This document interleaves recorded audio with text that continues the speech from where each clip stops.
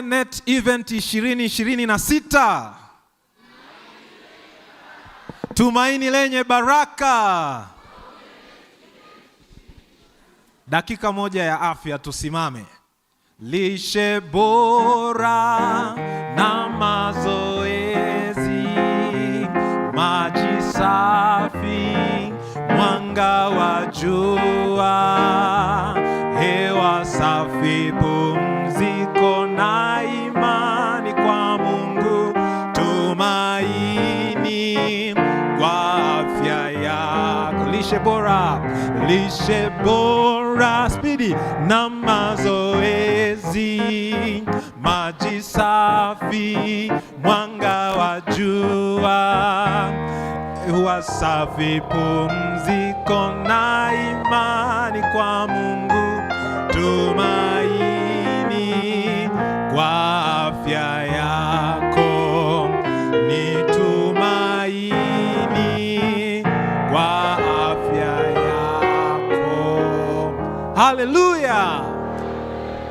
Tukae. Leo ni siku nyingine tena Mungu ametupa nafasi ya kuendelea kujifunza mada hizi muhimu kwa ajili ya afya zetu. Jana tulimwangalia muharibifu aliyeachwa huru, sehemu ya kwanza, na hapa tuliangalia kuhusu pombe. Na nikakumbuka kwamba moja ya kitu kinachoweza kukusaidia kufanya maamuzi kwa urahisi kuhusiana na kitu chochote, penda kufuatilia historia ya hicho kitu. Hiki kitu kilivyoonekana kwa mara ya kwanza kilikuwa na sifa gani? Kwa hiyo hata ukiangalia kwenye Biblia, pombe ilivyotokea, kilichofuatia ni nini? Laana. Mnamkumbuka Nuhu alipolewa Baada ya kulewa kilifuatia nini? Laana. Maana yake wale wajukuu wake walilaaniwa, mtoto wake, wajukuu wake walilaaniwa. Sasa leo tunaangalia mharibifu aliyeachwa huru, sehemu ya pili, na hapa tutajifunza kuhusu sigara. Sigara ni moja kati ya bidhaa zinazozalishwa na mmea wa tumbaku. Tumbaku ni mmea ambao unapatikana maeneo mengi sasa hivi duniani, lakini zamani wakati tumbaku inaanza kujulikana, ilikuwa inapatikana sana maeneo ya Amerika Kusini. Sasa hii tumbaku, watu wa kwanza kuilima ni jamii ya Wamaya na wa Aztec. Jamii ya Wamaya na wa Aztec walikuwa wanaitumia tumbaku na moshi wa tumbaku kama njia ya kufukiza uvumba kwa miungu yao, na walikuwa wanafanya hivi kwa njia mbili.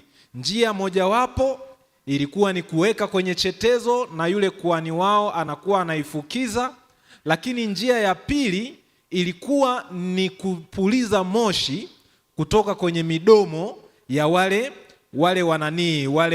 wanaoabudu, yani wale waabudu.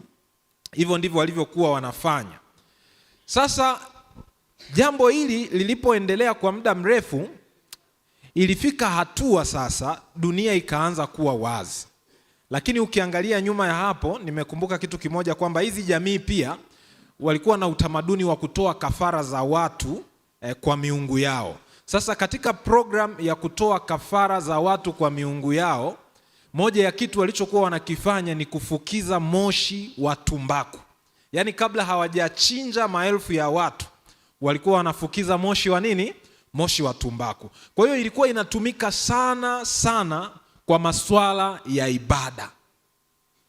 Sasa miaka 1492 wakati wasafiri wale wagunduzi wa mabara kama na Christopher Columbus walipokuwa wanazunguka maeneo mbalimbali duniani, ikajikuta wamefika maeneo haya ya Mexico, Marekani, maeneo ambayo kuna hizi jamii za Wamaya na wa Aztec.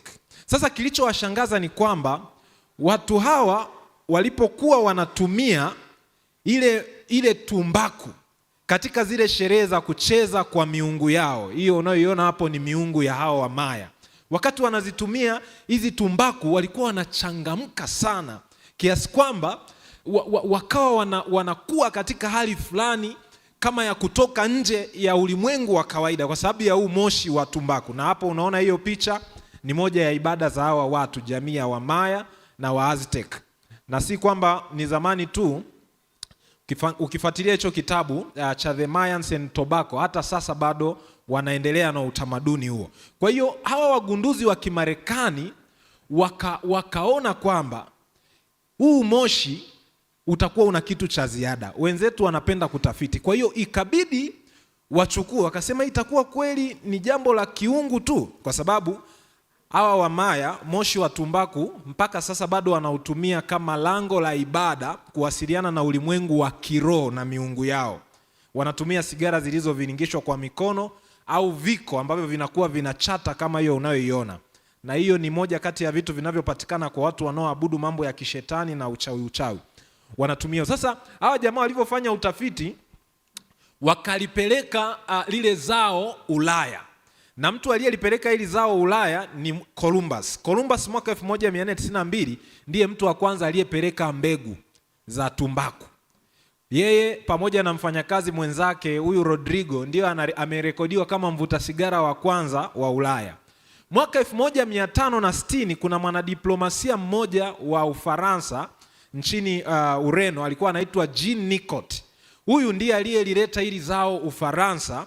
Alilileta kama mmea wa tumbaku, lakini pia kama unga uliosagwa ambao tunauita ugoro.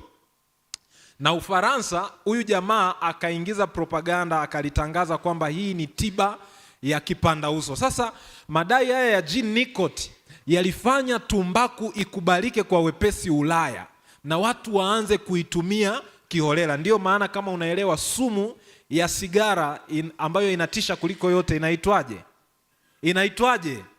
Inaitwaje?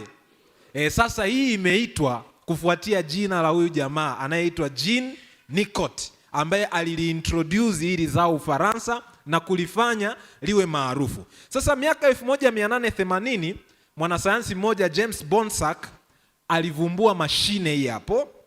Hii ni mashine sasa ya kusokota sigara. Hii mashine ndiyo iliyobadilisha hali ya mambo. Baada ya kuwa amevumbua hii mashine, maana yake gharama za utengenezaji wa sigara zikawa chini na zikawa zinaweza kuzalishwa kwa kiwango kikubwa. Kwa hiyo watu wakaanza kula sigara kama mahindi ya kuchoma Njombe. Tunaelewana mpaka hapo? Hasa msimu wa baridi, maana sigara ile sumu yake inamfanya mtu ajisikie kuchangamka na joto kama tu mahindi ya kuchoma ya Njombe. Kwa hiyo watu wakaanza kuitumia mara kwa mara. Sasa kadri walivyokuwa wanaitumia, kuna jambo lingine katika ulimwengu wa tiba nalo likaibuka, lakini mwanzoni halikujulikana kama linatokana na sigara. Na hii ni nini? Ni watu kuugua ugonjwa wa ajabu ambao ulikuwa hujulikani. Hii ni kansa ya mapafu. Watu wakawa wanakuja hospitali wanakohoa damu. Sasa watafiti walipofanya uchunguzi zaidi mwaka 1930, na hiki ni chuo cha Colgin Ujerumani ndio waliogundua hili swala. Wakafanya tafiti nyingi, wakagundua kumbe kuna uhusiano kati ya sigara na kansa ya mapafu. Na walifanyaje? Kwa kila mtu aliyekuwa anakufa na huu ugonjwa wa ajabu ilibidi wafanye post-mortem. Yaani ule ni uchunguzi unaofanyika kwenye mwili wa mtu baada ya kuwa amekufa. Tunaita post-mortem. Kwa hiyo walikuwa wanafungua miili, wanatoa mapafu. Sasa hili unaloliona linaloonekana na rangi jekundu, hili lilikuwa ni pafu la mtu aliyekufa kwa magonjwa mengine tu ya kawaida. Kwa sababu katika sayansi huwa tunapenda kulinganisha kesi tofauti ili tuweze kubaini tofauti na kujua namna ya kupata suluhisho. Lakini wale wote waliokuwa wanakuja na ugonjwa wa kukohoa damu, walipochunguzwa mapafu yao yakaonekana ni meusi, yamekuwa meusi namna hiyo. Kwa hiyo kilichofanyika ni nini? Ikabidi wakwangue ile layer ya juu ya haya mapafu na kwenda kuipima maabara. Kiwango kilichoonekana cha sumu katika yale mapafu, walipofanya uchunguzi wa kimaabara, kwa sababu sasa inaonekana ili gonjwa halikuwepo huko nyuma. Hivi ni jambo gani limetokea kwenye maisha limesababisha tuwe na hii changamoto? Wakaona tangu tuwe na hili gonjwa limeongezeka kufuatia utamaduni wa watu kupenda kuvuta moshi. Kwa hiyo ikabidi wachunguze na nini? Na ule moshi wa sigara. Wakakuta sumu iliyo kwenye yale mapafu ya watu wanaokohoa damu ni sawasawa na sumu iliyopo katika nini? Katika sigara. Ndipo mwaka 1971 mambo yakaanza kutangazwa kuhusu kupiga marufuku nini? Sigara. Ndipo matangazo yakaanza kuzuia no smoking, hamna kuvuta sigara. Mabango yakaanza kuwa makubwa, na baadhi ya watengenezaji wa sigara wakalazimishwa zile paketi zao, kwa sababu mwanzoni